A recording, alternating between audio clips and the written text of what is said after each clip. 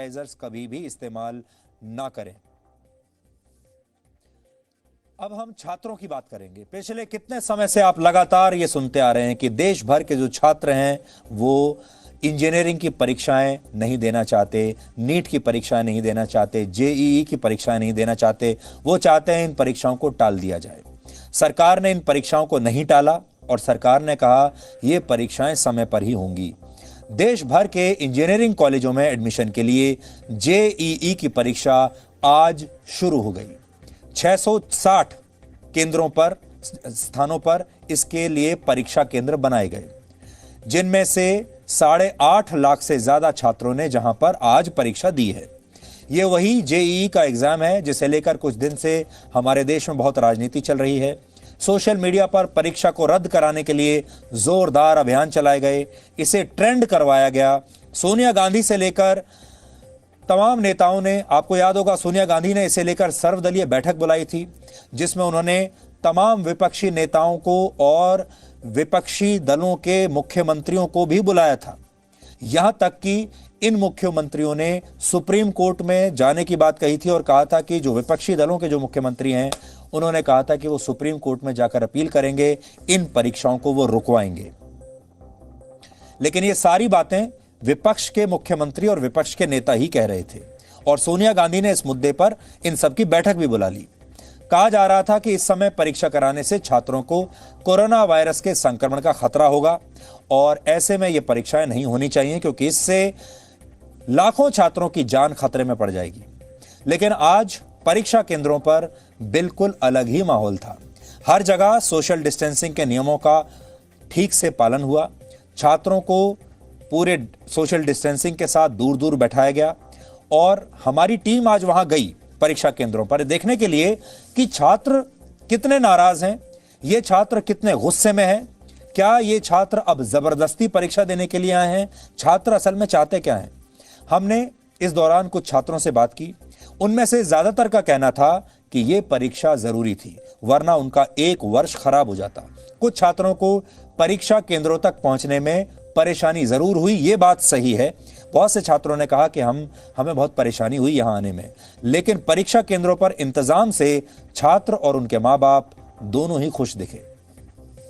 मैं चाह रहा था कि हो जाए क्योंकि एक ईयर बहुत इम्पोर्टेंट लगता है किसी भी स्टूडेंट के लिए। कुछ लोग चाहते थे, हो सकता है जिन्होंने पढ़ा ना हो वो चाहते होंगे, लेकिन जो प्रिकॉशियस हैं वो ऐसे चाहते नहीं होंगे। पहले तो थोड़ा अच्छा लग रहा था कि थोड़ा और टाइम मिल रहा है प्रिपेयर करने को, पर धीरे धीरे फिर वो प्रेशर ही बन रहा था कि अब पेपर तो हो नहीं रहे हैं, अब क्या करें, कुछ और कर नहीं सकते क्योंकि बाहर नहीं जा सकते और पेपर का प्रेशर तो है ही ऊपर से। और पेपर तो देना ही था आज, नहीं तो कल, अब कब तक टालते।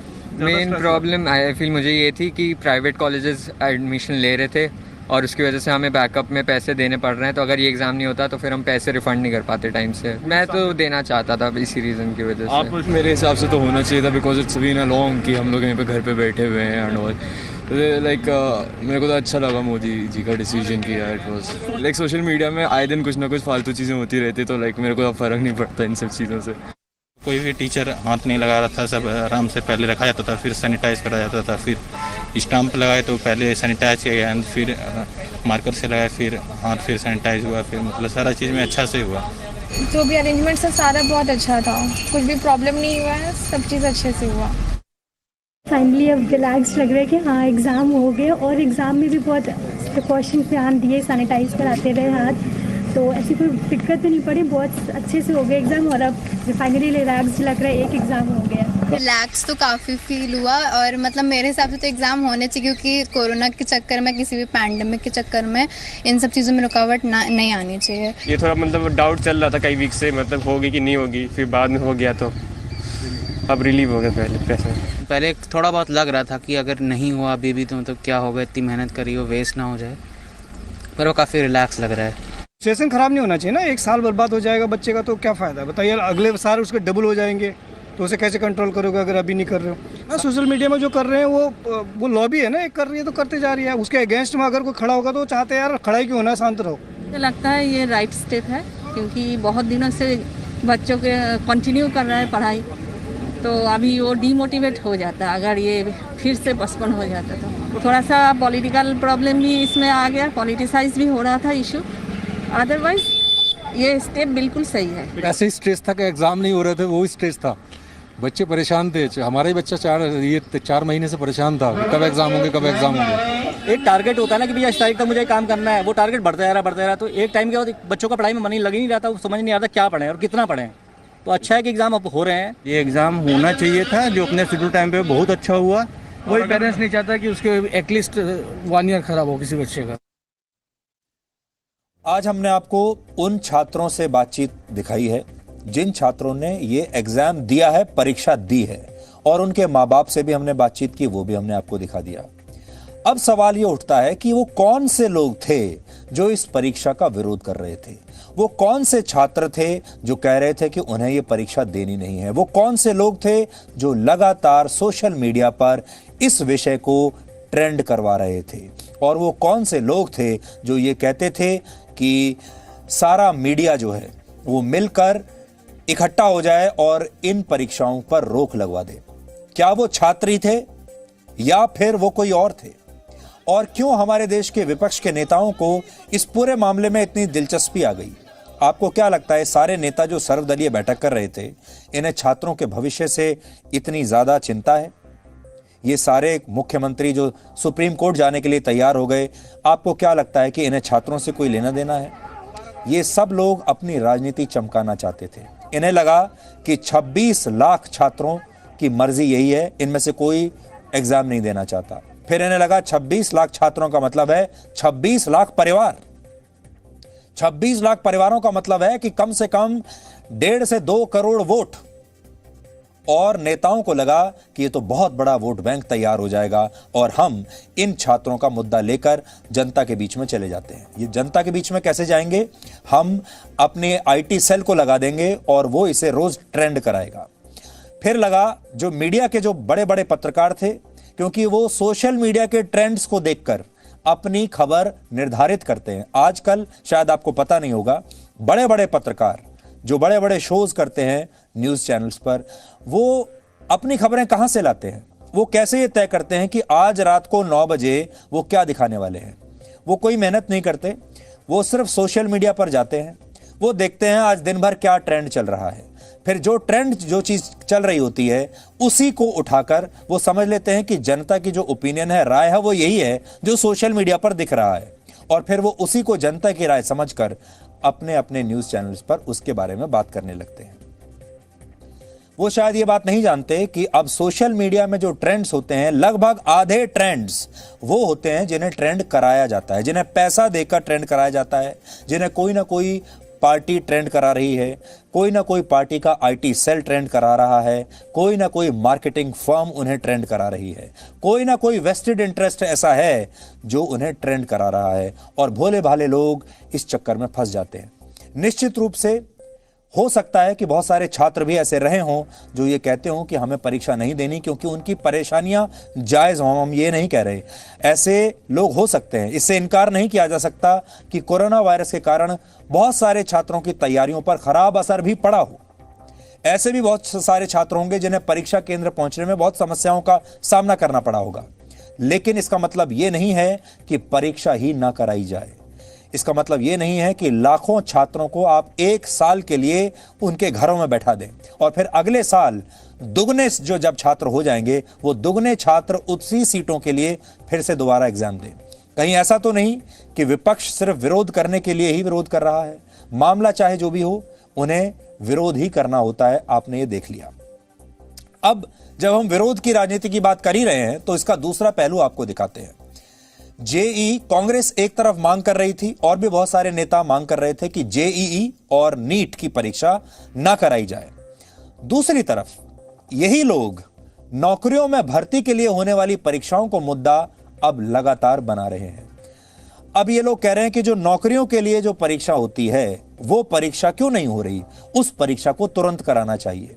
अब ये लॉजिक समझ में नहीं आ रहा किसी को कि एक ही नेता, एक ही लोग, एक लोगों का ग्रुप वो कहता है कि जेईई और नीट की परीक्षा ना कराओ, लेकिन नौकरियों की जो परीक्षाएं हैं वो तुरंत होनी चाहिए।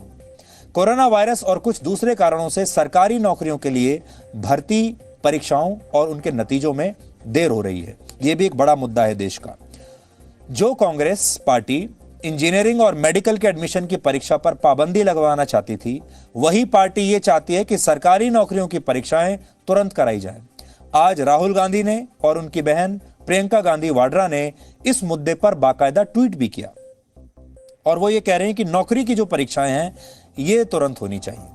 हमारा मानना है कि जेईई और नीट की परीक्षा जितनी जरूरी है उतनी ही सरकारी नौकरियों की परीक्षाएं भी जरूरी है। हम पहले दिन से कह रहे हैं नीट की परीक्षा होनी चाहिए और जेईई की परीक्षा होनी चाहिए, लेकिन हम ये भी कह रहे हैं कि सरकारी नौकरियों में जो भर्ती परीक्षा होती है वो परीक्षाएं भी तुरंत होनी चाहिए जैसी बाकी परीक्षाएं हो रही हैं, और जिन परीक्षाओं के नतीजे सरकार ने रोक कर रखे हैं वो भी तुरंत बाहर होने चाहिए, नतीजे आने चाहिए।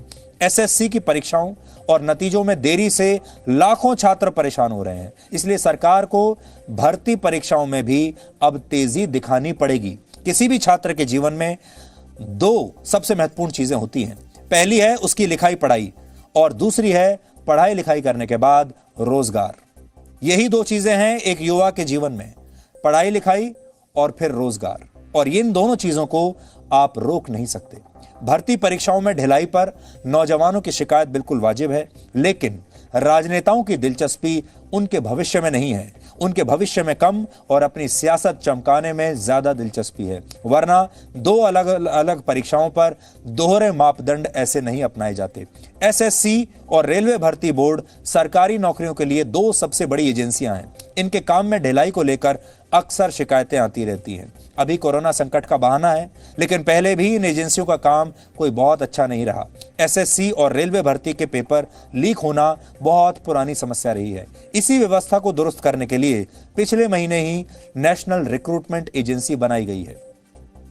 अब हम ये उम्मीद करते हैं कि देश की युवा पीढ़ी के भविष्य के साथ ये खिलवाड़ हमेशा के लिए बंद हो जाएगा। साथ ही वो राजनीति भी बंद हो जाएगी जो छात्रों और नौजवानों की आड़ में बहुत सारे नेता इस समय चला रहे हैं और नकली माहौल पैदा कर रहे हैं। आपने यहाँ ये भी देखा होगा, आज ही दिल्ली के जो जवाहरलाल नेहरू यूनिवर्सिटी है उसे सितंबर के आखिर तक बंद कर दिया गया है। वहां के छात्र इस बात पर प्रदर्शन कर रहे हैं, इस बात का विरोध कर रहे हैं कि यूनिवर्सिटी को बंद क्यों कर दिया। छात्र ये कह रहे हैं कि यूनिवर्सिटी खोलिए, हमें यूनिवर्सिटी में आना है और हमें पढ़ाई करनी है, जबकि यूनिवर्सिटी का जो मैनेजमेंट है वो ये कह रहा है कि अभी हम इस पूरे महीने यूनिवर्सिटी को बंद रखेंगे। अब ये कौन से छात्र हैं? तो अब आप सोचिए, एक जगह छात्र कह रहे हैं कि हमें कॉलेज में जाना है, हमें पढ़ाई करनी है, दूसरी जगह छात्र कह रहे हैं हमें परीक्षा नहीं देनी है, तीसरी जगह छात्र कह रहे हैं कि जो नौकरियों के लिए जो परीक्षाएं होनी है वो तुरंत होनी चाहिए, हमें वो परीक्षाएं देनी है। इसका मतलब ये है कि अलग अलग नेता और अलग अलग ऐसे वेस्टेड इंटरेस्ट हैं जो इन मामलों को राजनीतिक बनाने में जुटे हुए हैं। इन मामलों को लेकर ट्रेंड कराया जाता है, फिर नेता इस पर ट्वीट करने लगते हैं और धीरे धीरे ये मामला जोर पकड़ने लगता है। लेकिन जब आप बाहर जाएंगे, जमीनी हकीकत देखेंगे, लोगों से मिलेंगे, असली छात्रों से बात करेंगे, असली छात्रों के माँ बाप से बात करेंगे, तो आपको समझ में आएगा कि देश का मूड क्या है। यहां हम 4 मिनट का ब्रेक ले रहे हैं। 4 मिनट के बाद हम आपको आज ये बताने वाले हैं कि सुशांत सिंह राजपूत सब कुछ छोड़कर